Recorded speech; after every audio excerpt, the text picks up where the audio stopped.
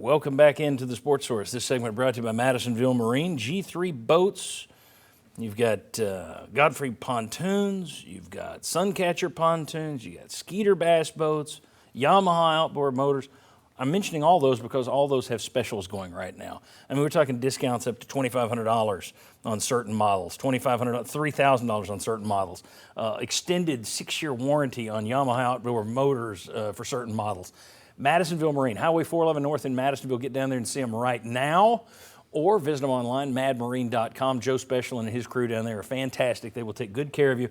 There's a reason we say there's no better place to buy a boat, and that's because I can never tell a lie. It's true. There isn't. Madisonville Marine. I want to welcome in the next member of our panel who bought his last boat many years ago at Madisonville Marine, Bob Hodge. And plan on buying another one at some point before I retire.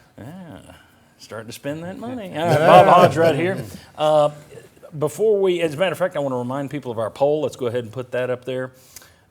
What's most important to you this holiday season? Once a bunch of people start voting, it's hard to change those numbers, but they have shifted a little. 58% on fall basketball, 37% say the transfer portal, 5% say Citrus Bowl is their interest. That's interesting to me.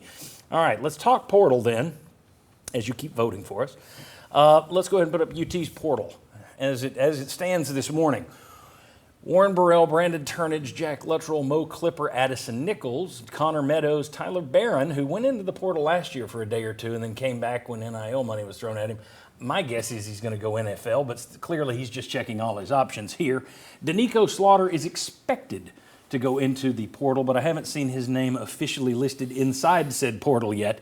So 7 are officially out, 8 are expected to be heading out. And by out, that means in the portal. That doesn't necessarily mean they're not coming back. None of these guys have committed elsewhere at the moment, I don't believe. But that's the UT portal. And before I ask anybody here if they're worried about it, let me show you what's going on around the SEC. Wow. Only Alabama has fewer people actually officially in the portal right now with 4. Arkansas 14, Florida 16, Georgia 10, Kentucky 12, Mississippi State 11, Oklahoma 12, South Carolina 18, A&M, Vanderbilt 17. Tally all that up, and right now, during bowl season, as coaches prepare, you are seeing 175 SEC players in the portal, maybe 176 when Slaughter officially does it, and 10 who've committed to come into the SEC. Josh Ward, I start with you. What's the fret level? To steal from the office, is it fret level midnight? What's the fret level for Tennessee in terms of the transfer portal right now? It's very low. Tyler Barron is the best player on that list, but I don't know anybody during the football season that was planning on Tyler Barron being on Tennessee's team next year. Now, if he goes to a team that you play, that can be a net negative if you have to go up against him, if he does transfer somewhere else. But Tennessee needs some players to go in. I mean, a few of those guys, I'm sure the coaching staff is like, okay, good, check them off the list so that we can create some scholarship space, and we'll see who they bring in. But compared to the competition, and Alabama's so low, they're playing for something. They're going to be in the playoff.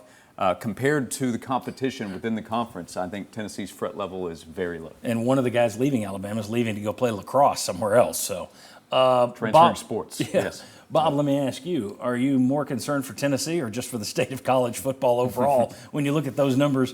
I'm big picture on this, and I've always been that the players should have freedom of movement. Coaches could leave at any time they wanted to and got more money. I always thought, man, the players ought to have that same right. But this is nuts. You're preparing for a bowl game, and some of these guys don't know who you're going to have, who you're not going to have. It just, to me, it's a crazy situation that needs to be fixed. Fixed where the players still can move. But if you're Tennessee, wouldn't you like to know if Tyler Barron's going to be playing for you come January 1st? That'd be nice to know. Hey, Tyler, yeah, I'll let you know. So I think it's tough on the college football world as a whole. Yeah, I think Tennessee is in a good spot, especially compared to the league. I mean, as Josh mentioned, I don't think any of us expected Tyler Barron to be back. And a lot of these teams, not only are they losing more in terms of numbers, they're losing key players. And Juice Wells at South Carolina, Will Rogers, Mississippi State, and there's Georgia at a top corner as well at the portal. So they have so far they've escaped it being as bad as it could be. Yeah, I'd agree with that. I don't think they've lost a lot, and I agree with Josh about Tyler Barron. I didn't think he was going to come back anyway. So I don't see any names up there like, boy, that's an impact loss. I'm also like Bob. I don't think it's good for college football necessarily to see all this. I don't think a quarterback like J.T. Daniels should be playing at 4 different schools in his career. I don't like that part of Right. it. But I think Tennessee has, to this date, it's not a huge issue with them in the portal. Now, another Today. week or so, we may have a different view. But right now, I think they're pretty good shape. And that's part of the problem. In another week or so. Yeah. I mean, it hadn't ended with this for Tennessee. Hopefully for Tennessee, it has ended, but you just don't know. And I think that's what's troubling about this stuff. When you look at Tennessee, the only thing that bothers me is not necessarily the names of the guys. It's just offensive line 3, cornerbacks 3, plus a safety. I hate to, granted, they're deep backups, but I'd rather have a backup with experience than we're going to have to find some new backup. Now, maybe they are. We don't know which of these guys they're saying, it's been great having you. There's the portal door. It's probably happening with some of these guys. But overall, if I had to pick a couple of spots where I wouldn't want to see a bunch of guys leaving, it's offensive line and secondary for me right now. Well, you can dive a little bit deeper into Nichols and Clipper. Those are 2 names on the offensive line that have been recruited by this staff that it didn't work out. Nichols was one of their 4-star. highest, one of their highest rated guys that Josh Heupel said he's going to be a great player at Tennessee, and it did not work out. So to that aspect of it, yes, it's disappointing that they are needing to leave because it didn't work out for them at Tennessee. And Luttrell just 1 season. You know, he was in last year's signing class. Glenn Ellerby, the offensive line coach, was at the quarterback club a few weeks ago, and he said one of the most promising offensive linemen was Nichols. He was really excited about his potential, and now he's gone. Does anyone know if he is definitely gone or if this is simply let's see if there's more money somewhere else? I don't know that. I'd be surprised if he's back. There you go. Okay. All right, guys, when we come back, Tennessee got a nice landing spot in Orlando. Matter of fact, we tossed it out on the show. I just wish I'd believed my source a little more wholeheartedly last week. But they got a good foe, low-scoring foe. Good location. Perfect, right? We'll discuss that next. Going back on the Sports Source.